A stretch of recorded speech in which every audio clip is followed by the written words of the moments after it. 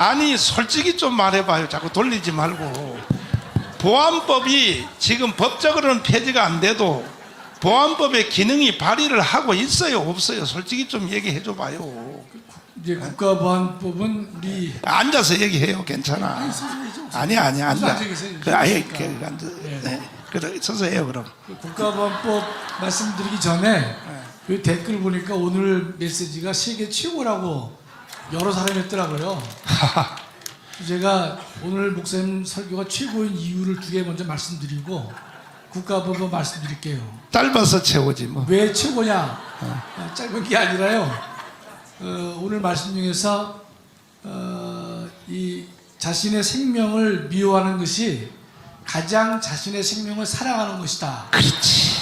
그게 아주 마음에 완전 와닿더라고요. 그래서 두 번째 최고는요. 우리 목사님 설교 중에서 2000년 역사의 처음이다 이런 말씀을 안 하셨어요. 2000년 역사에서 처음이다 이 말씀 안 하셔서 너무나 은혜가 되더라고요.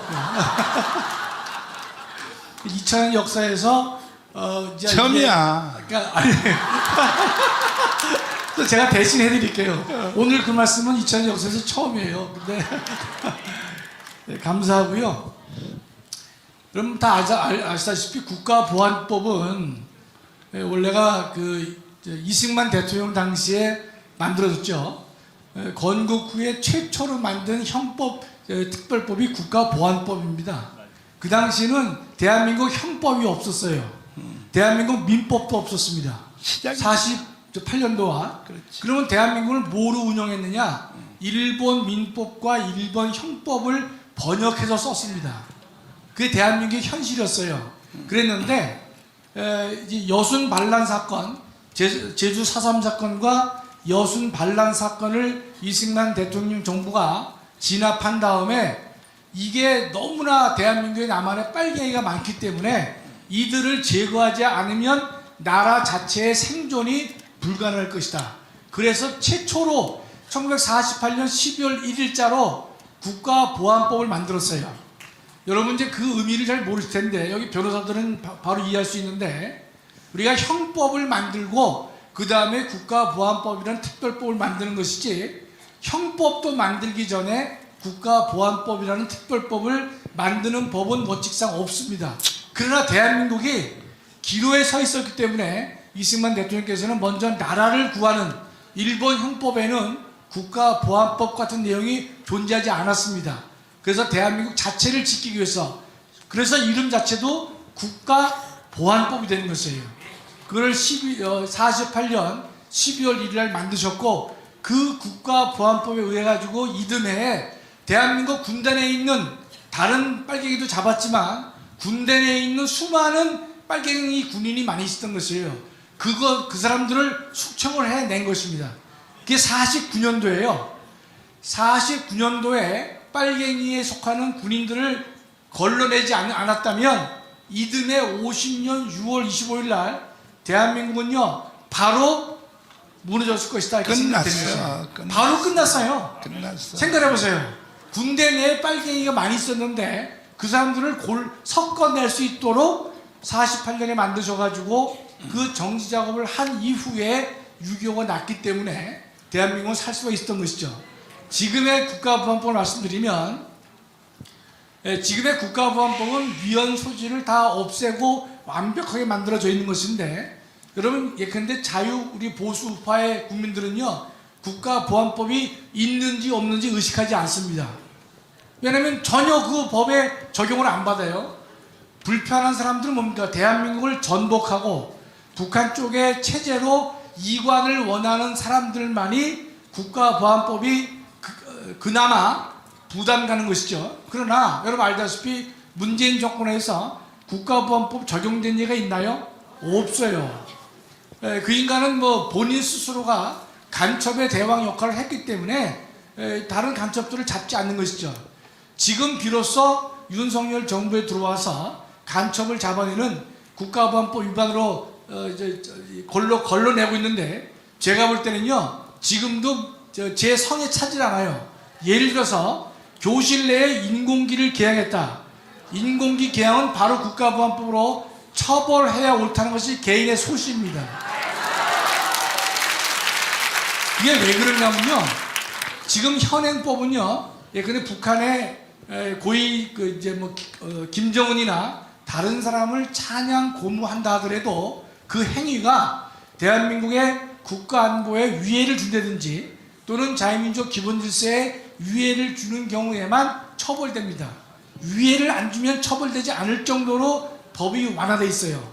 그런데 인공기 개항은요, 인공기 자체는 한 나라의 상징을 의미합니다.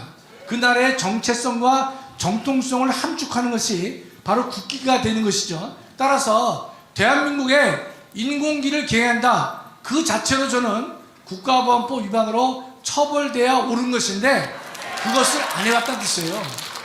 다른 것들은 다툼의 소지가 있겠지만은 인공기 계약은 바로 그것은 처벌돼야 되는 것입니다.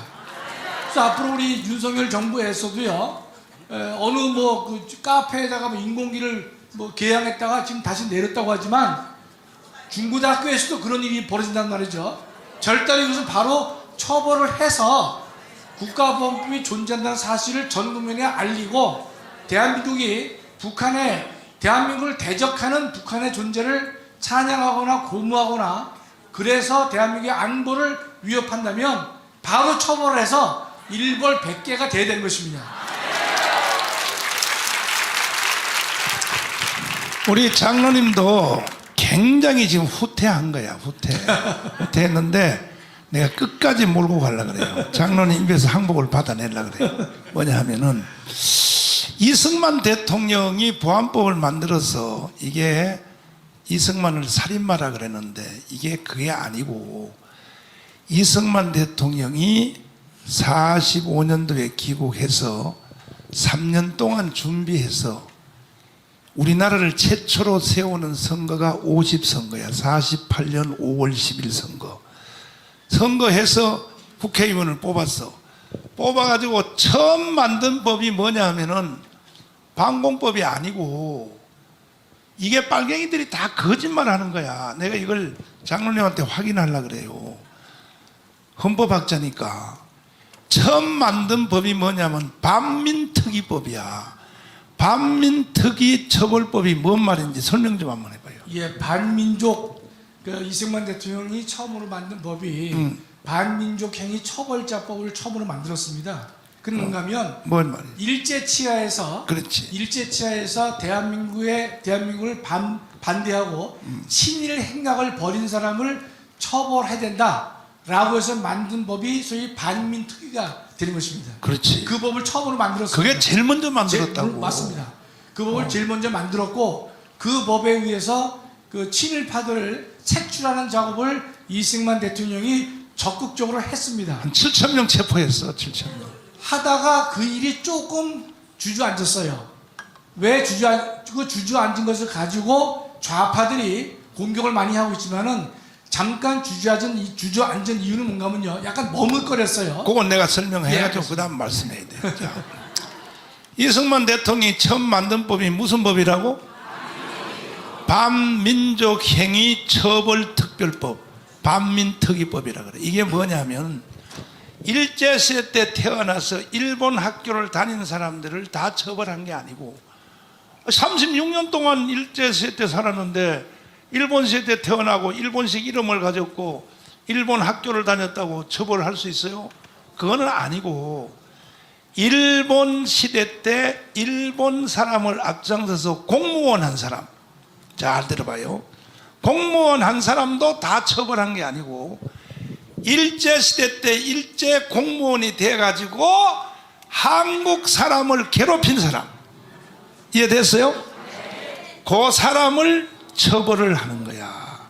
일제시대 때 경찰했다고 다 처벌하는 게 아니라 일제시대 때 경찰이 돼서 조선 사람을 죽인 사람, 탄압한 사람, 요 사람을 처벌하기 위하여 만든 법이 반민특위법이란 말이야.